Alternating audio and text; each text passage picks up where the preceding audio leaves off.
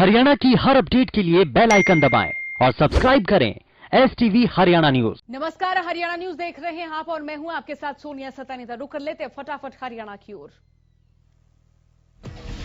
प्रधानमंत्री नरेंद्र मोदी ने आज मन की बात कार्यक्रम को संबोधित करते हुए कहा कि 26 जनवरी को तिरंगे का अपमान देकर देश बहुत दुखी हुआ। प्रधानमंत्री नरेंद्र मोदी ने कहा कि राष्ट्रपति जी द्वारा संसद के संयुक्त सत्र को संबोधित करने के बाद बजट सत्र शुरू हो गया है।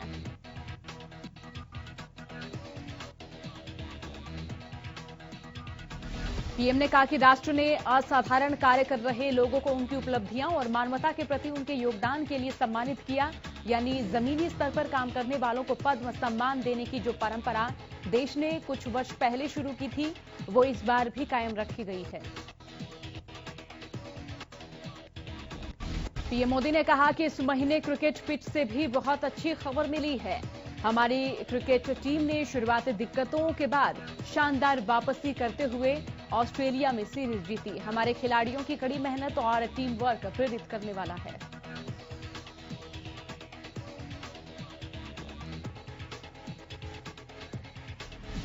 दिल्ली में गणतंत्र दिवस पर ट्रैक्टर परेड हिंसा के बाद पंचायतों का दौर शुरू हो गया है। इन पंचायतों का मुख्य उद्देश्य आंदोलन को धार देना है। किसान पूरी मजबूती से एक बार फिर दिल्ली पहुंच रहे हैं।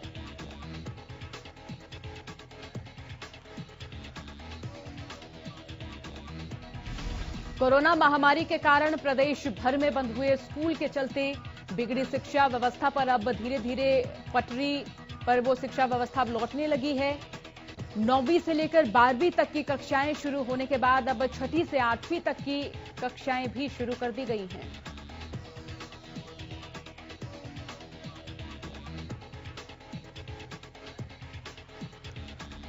स्कूलों में बच्चों को कोरोना की गाइडलाइन के तहत ही पढ़ाया जाएगा। डायरेक्टर सेकेंडरी एजुकेशन की ओर से 29 जनवरी को पत्र जारी कर 6ठी से लेकर 8वीं तक की कक्षाएं सुचारू रूप से लगाने की अनुमति दी गई थी। ये कक्षाएं 1 फरवरी से सुचारू रूप से सुबह 10 बजे से 1:30 बजे तक चलाई जाएंगी।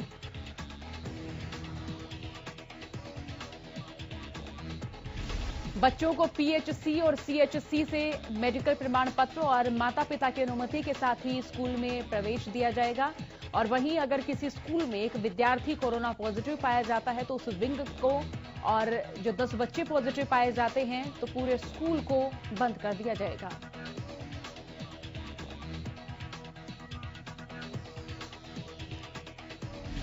भिवानी के राजकीय वरिष्ठ माध्यमिक विद्यालय के प्राचार्य शिव कुमार तंवर ने बताया है कि विद्यालयों में आने वाले सभी छात्रों को डॉक्टरों से अनुमति लेकर आना होगा।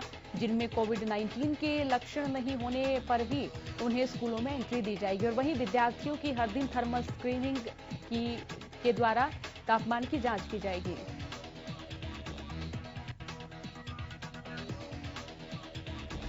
रतिया में किसानों की ओर से महापंचायत की गई और इस महापंचायत में फैसला लिया गया कि जब तक सरकार किसानों की मांगों को नहीं मानती तब तक हर दिन रतिया से किसान दिल्ली पहुंचेंगे।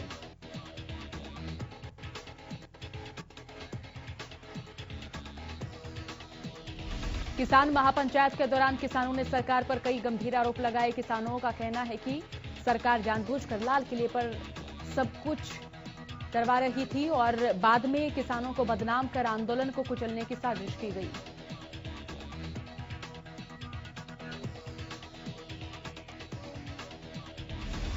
दिल्ली पुलिस ने भी किसानों को प्रदेश में घुसने से रोकने के लिए पुख्ता प्रबंध किए हैं। प्रशासनिक अमला पूरी तरह से मुस्तैद है। गाजीपुर बॉर्डर को किले में तब्दील कर दिया गया है और किसानों के बढ़ते संख्या बल को देखते हुए गाजीपुर बॉर्डर पर रातों रात 12 लेयर की बैरिकेडिंग की गई है। इसके साथ ही नुकीले तार भी लगाए गए हैं।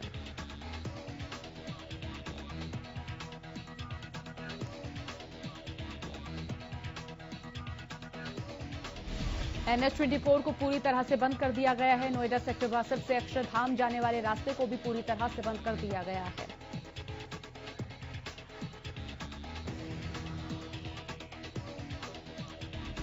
प्रधानमंत्री नरेंद्र मोदी की ओर से किसानों और मेरे बीच बस एक कॉल की दूरी वाले बयान पर भारतीय किसान यूनियन के अध्यक्ष नरेश टिकैत ने कहा कि प्रधानमंत्री ने जो कहा है उसका वो तहे दिल से स्वागत करते हैं।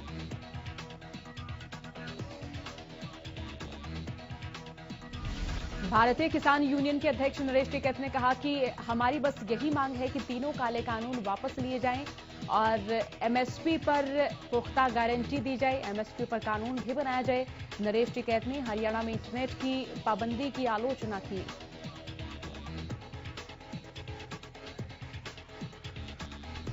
गाजीपुर बॉर्डर पर कृषि कानून के खिलाफ 2 महीने से ज्यादा वक्त से आंदोलन चल रहा है। किसान नेता राकेश टिकैत के आह्वान पर एक बार फिर गाजीपुर बॉर्डर पर किसानों का जमावड़ा लगना शुरू हो गया है। दिल्ली गाजीपुर बॉर्डर पर दूर दूर तक एक बार फिर ट्रैक्टर ट्रॉली ही नजर आ रही है।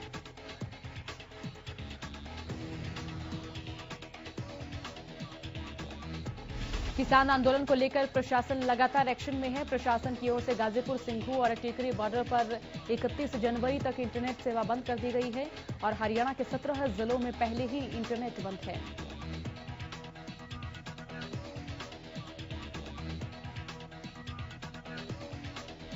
कांग्रेस प्रदेशाध्यक्ष कुमारी शैलजा ने प्रेस कॉन्फ्रेंस कर सरकार पर जमकर निशाना साधा। कुमारी शैलजा ने कहा कि मोदी सरकार देश का बंटवारा कर रही है। कुमारी शैलजा ने कहा कि मोदी सरकार ने किसानों के लिए कोई विकल्प नहीं छोड़ा।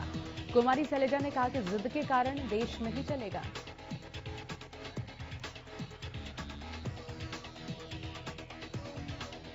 कुमारी शैलजा ने कहा कि 26 जनवरी को जो कुछ भी हुआ वो अच्छा नहीं हुआ। शैलजा ने कहा कि लोकतंत्र में सरकार को जनता के अनुसार ही चलना चाहिए और वही महात्मा गांधी की पुण्यतिथि पर कुमारी शैलजा ने महात्मा गांधी को नमन किया।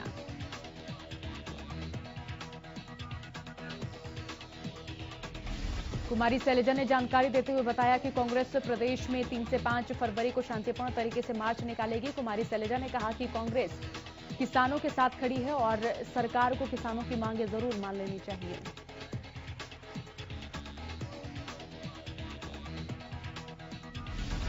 हरियाणा किसान मंच के प्रदेश अध्यक्ष प्रहलाद सिंह भारूखेड़ा ने गणतंत्र दिवस की घटना को लेकर केंद्र सरकार पर निशाना साधा और उन्होंने कहा कि सिर्फ किसानों को बदनाम करने के लिए सरकार ने इस घटना के लिए किसानों को दोषी बताया है।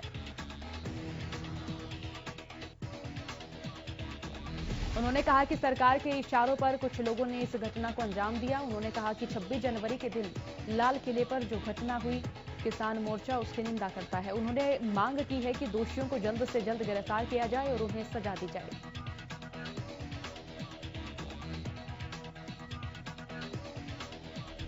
टिकरी बॉर्डर पर हरियाणा और पंजाब के किसान नेताओं ने संयुक्त प्रेस कॉन्फ्रेंस की और इस दौरान किसानों ने कहा कि सरकार आंदोलन में अराजकता फैलाना चाहती है।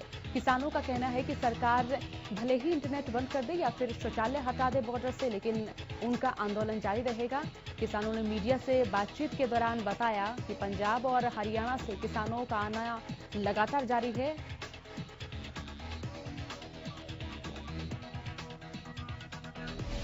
किसानों का कहना है कि टिकरी बॉर्डर पर बंद पड़ी इंडस्ट्री के रास्ते खुलवाए जाएंगे। किसानों ने कहा कि आंदोलन के कारण उद्योगों को किसी तरह की परेशानी नहीं आने देंगे। किसानों ने सरकार पर आरोप लगाते हुए कहा कि सरकार निर्धारित रूट पर ट्रैक्टर परेड निकालने वाले किसानों को जबरदस्ती उठा रही है।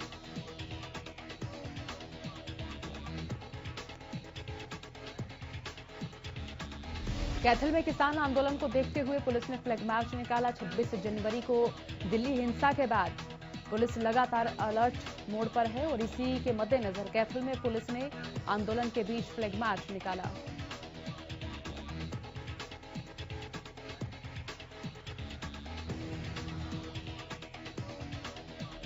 कृषि कानूनों के खिलाफ जारी किसान आंदोलन के दौरान गणतंत्र दिवस पर हुई हिंसा के बाद कई आंदोलनकारियों पर केस दर्ज करके उनकी गिरफ्तारी की गई है। इसी संबंध में भाजपा प्रदेशाध्यक्ष गुरनाम सिंह चडूनी ने सिंघू बॉर्डर पर एक नंबर जारी किया और इस पर लापता किसानों की जानकारी देने की तमाम किसानों से अपील की।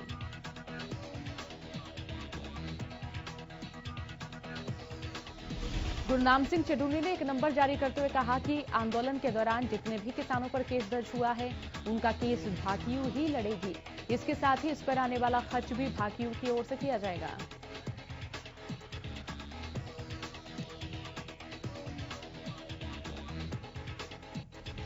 किसान आंदोलन का कई जगहों पर लोगों की ओर से विरोध किया जा रहा है और इसी विरोध के बीच किसान नेता युद्धवीर सिंह ने कहा है कि दिल्ली देहात के युवाओं को गुमराह किया जा रहा है।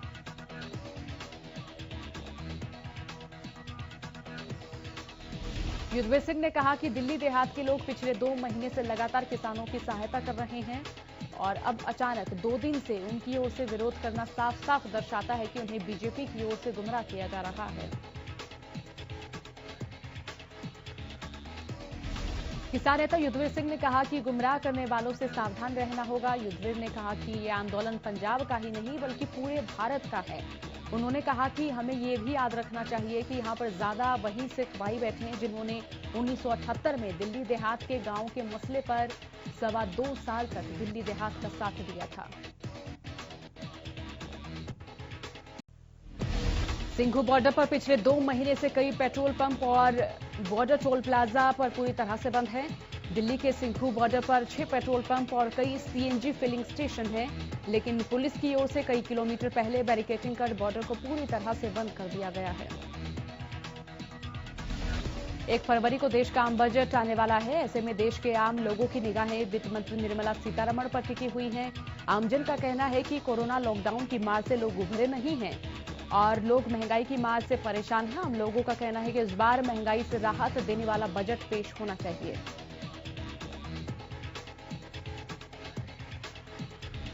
लोगों का कहना है कि महंगाई चरम सीमा पर है।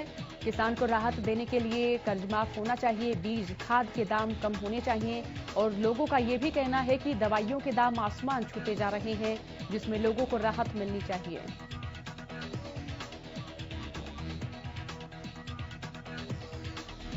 देश के आम बजट पर सभी की निगाहें टिकी हुई हैं। लोगों का कहना है कि डीजल पेट्रोल के दामों में भी कमी आनी चाहिए क्योंकि किसानों का भी इससे सीधा सरोकार है और वो महंगाई के इस दौर को झेल नहीं पा रहे हैं।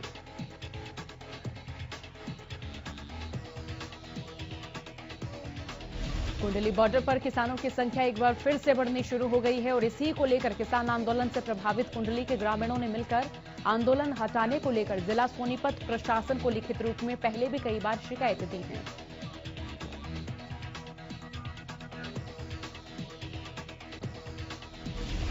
शनिवार को भी मनोली गांव के मुख्य लोग एकत्र होकर कुंडली थाने पहुंचे और डीएसपी से आंदोलन हटाने को लेकर लिखित रूप में शिकायत दी। इसके साथ ही ग्रामीणों ने किसान नेताओं के साथ पुलिस के माध्यम से मीटिंग निर्धारित करने की मांग की ताकि आसपास के ग्रामीण किसान नेताओं के सामने अपनी परेशानी रख सके।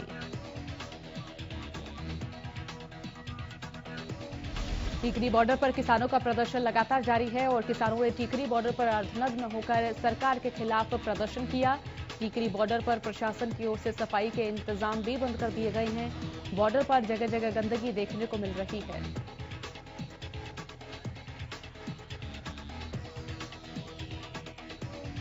प्रशासन की ओर से टीकरी बॉर्डर से पानी के टैंकर और शौचालय को भी हटा लिया गया है।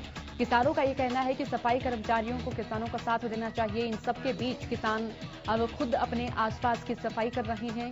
किसानों का कहना है कि सरकार किसानों पर कितने ही जुल्म क्यों ना कर ले, आंदोलन लगातार जारी रहेगा।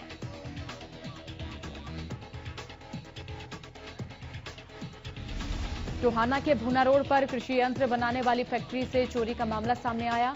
फैक्ट्री मालिक का कहना है कि उसने यहां भोजन बनाने का काम करने वाला नौकर और उसके साथ 2 साथी करीबन 5 लाख की चोरी करके फरार हो गए, जिनकी तस्वीरें सीसीटीवी में कैद हो गई।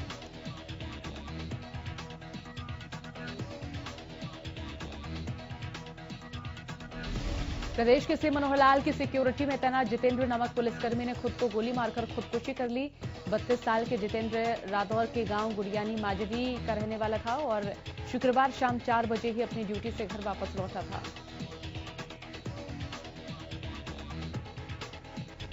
जानकारी के अनुसार उसने रात को सर्विस रिवॉल्वर से अपने आप को गोली मारकर खुदकुशी की। हालांकि उसने खुदकुशी क्यों की इसका खुलासा नहीं हो पाया है। जितेंद्र ने 5 साल पहले लव मैरिज की थी और जिस समय वारदात हुई उस समय उसकी पत्नी अपने मायके गई हुई थी।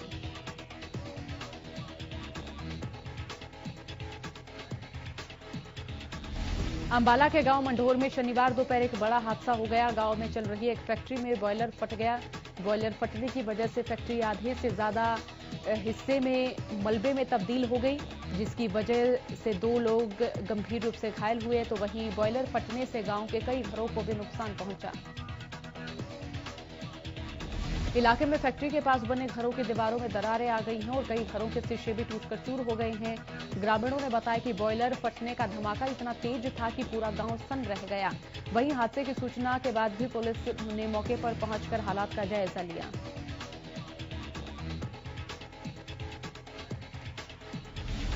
सिरसा विधानसभा क्षेत्र के जोधका गांव में विधायक आदर्श ग्राम योजना के तहत 1 करोड़ रुपए की लागत से बनने वाली 13 गलियों के निर्माण कार्य का शिलान्यास किया गया है। और आपको जानकारी दे दें कि यह शुभ कार्य एचएलपी के वरिष्ठ उपाध्यक्ष गोविंद कांडा ने विधिवत पूजन के साथ किया।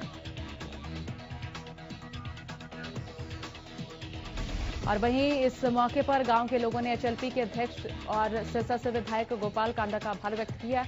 इस गली निर्माण कार्य पर 16.33 लाख रुपए की राशि खर्च की जाएगी।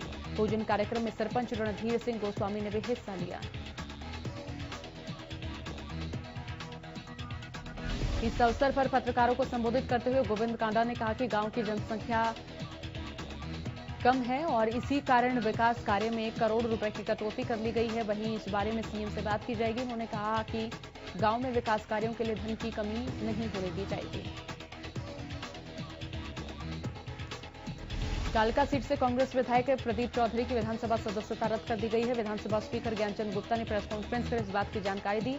बता दें कि प्रदीप चौधरी को साल 2011 में एक मामले में 3 साल की सजा सुनाई गई है, जिसके बाद उनकी विधानसभा सदस्यता रद्द कर दी गई है।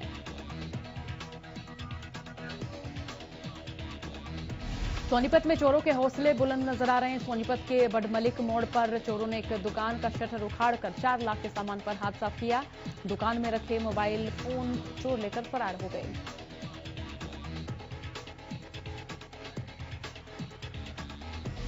गोहाना में एक महिला ने टीचर पर छेड़छाड़ का आरोप लगाया। महिला का आरोप है कि जब वो घर में अकेली थी तो अचानक वो टीचर घर पहुंचा और उसके साथ छेड़छाड़ की कोशिश की। जब महिला ने इसका विरोध किया और वो शोर मचाने लगी तो आरोपी टीचर महिला के साथ गाली गलौज कर चला गया।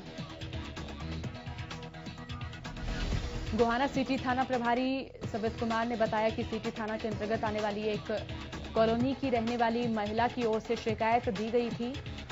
पीड़िता ने ये कहा है कि एक टीचर ने उनके साथ बदतमीजी की। उसके पति और आरोपी पहले से ही दोस्त थे, जिसके चलते आरोपी टीचर का आए दिन घर आना जाना रहता था।